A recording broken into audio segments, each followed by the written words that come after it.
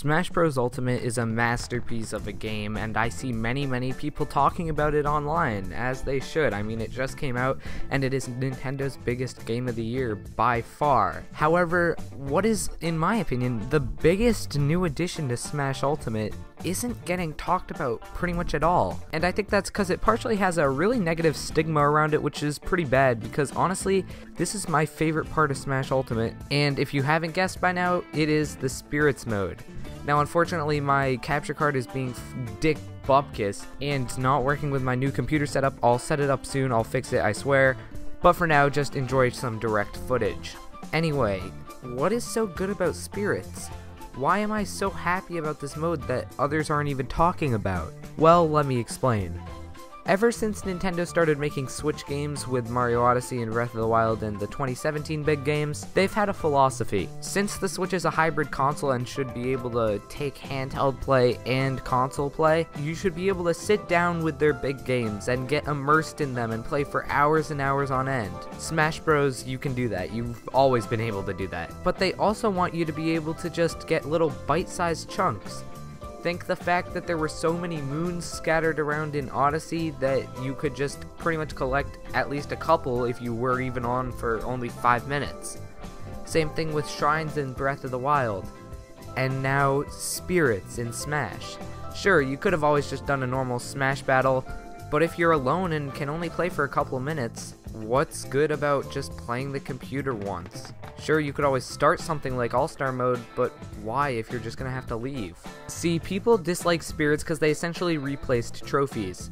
However, now, there are over 1,000 spirits, more than there ever were trophies. On top of that, these spirits not only have unique gameplay attributes because, oh yeah, they're equipable, but on top of that, each one has a unique fight themed around that spirit. I'm sure you all already know the basics of it, so I won't get into it, but it essentially allows you to get into these bite-sized fights, completely unique, and you even get a really nice reward if you win. You get to keep said spirit. Now, just then I was talking about like the main spirits board where you can just challenge spirits, but what about the World of Light mode? Well, World of Light is essentially just a long and contrived way to challenge more spirits, which at first sounds dumb and not really worthy of an adventure mode, but you have to realize that this game mode gets in-depth. Not only are there 3 difficulties, but there's a whole weapons triangle with your spirits. Your spirits that you can level up from the other spirits mode are equipable in here. You have to unlock the roster in World of Light, completely separate from the base game. And there's your very own skill tree, only applicable within World of Light. On top of that, there's branching paths in the overworld, and the occasional boss fight. So it's an expansive adventure mode, but unlike Subspace Emissary, it's perfect for bite-sized chunks. Instead of vast, sprawling levels where you fight generic Smash enemies with unique rule sets every time. In Smash Ultimate, you can even open up a mode as expansive as World of Light, play it for less than 10 minutes, and still have accomplished something. The Super Smash Bros. Series has always been great with multiplayer games. It is a multiplayer game, so it's always been great for multiplayer parties. That's what I meant to say. Jeez, that made no sense. It's a great multiplayer game. However, it's always lacked when it comes to single player. Sure, if you're really into the game, you can always, well, match up against the CPU, go through a maybe 20-minute campaign. There's always online, I guess, when it's not running like Google Slides. Brawl tried to fix this with the Subspace Emissary, and while Subspace was a okay campaign, it just didn't really feel Smash Bros-y. It was just its own thing.